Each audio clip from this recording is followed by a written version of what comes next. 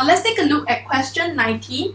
For question 19, the diagram shows the shadows on the screen when two different shapes of different materials are placed between the screen and the torches as shown. Now looking at the first diagram, we observe that there are two different objects, a triangle and a circle. However, I only observe the shadow of a triangle. So we need to be able to explain why do we only see a triangle shadow and not a circle shadow. So there are two possible reasons. Possible reason number one could be due to the distance between the object and the light source. So what do I mean by that? Over here, I can see that the triangle object is nearer to the torch. As such, when an object is nearer to the light source, it will form a larger shadow. And when an object is further away from the light source, it forms a smaller shadow. So what could have happened is that the larger shadow of the triangle is blocking the smaller shadow of the circle. That is possible reason number one. Now what is possible reason number two? That we do not see the shadow of the circle. So, in order for us to form a shadow, we need to know that the object must be a translucent or opaque object. Why is it so? It's because only translucent and opaque objects block light. And how are shadows formed? Shadows are formed when light from the light source which travels in a straight line is blocked by an object which is opaque or translucent. So in this case, if I do not see or observe any shadow of the circle, another possible reason could be that the circle object is transparent and does not form any shadow. So, two possible reasons. We're going to find out which one is the cause, but before that, let's take a look at diagram number 2. So for the second diagram, once again, I have a circle and triangle objects. However, the difference is that this time positions are switched.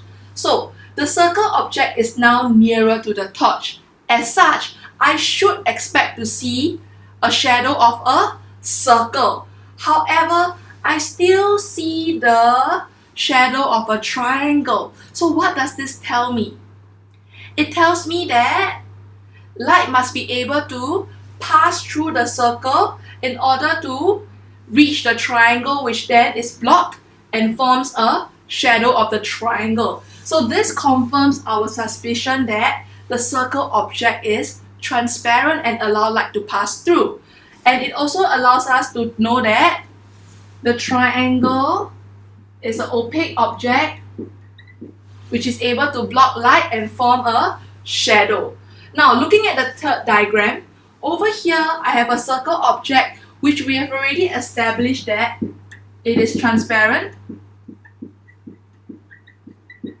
As such, light from the torch will be able to pass through it and reach the square object. When it reaches the square object, I can see that there is a shadow form, which means that light is blocked. And since it's a dark shadow form, it means that all light was blocked by the square object.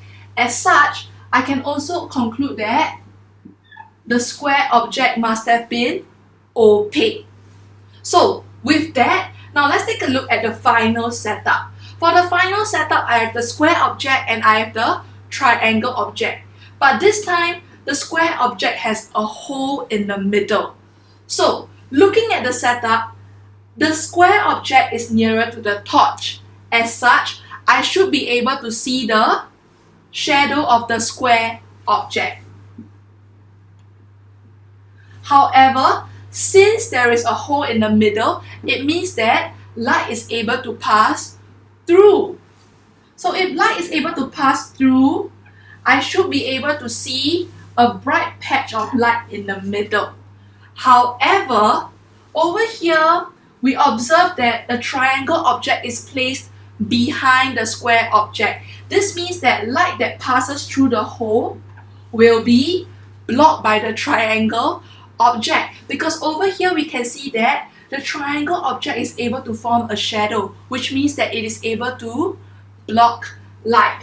As such, we will not see a bright patch of light in the middle. Instead, what we will see is a solid shadow of a square. Thus, my answer will match this one on the screen. In this case, which option will I choose? I will choose option 2. So the answer is option 2. Thank you for watching, and I hope you enjoyed this video. If you found this video useful, do give us a thumbs up. If you want to check out the other videos we have made, do click on the links on the right hand side. Last but not least, don't forget to subscribe to our channel for more interesting videos. I'll see you next time. Bye bye!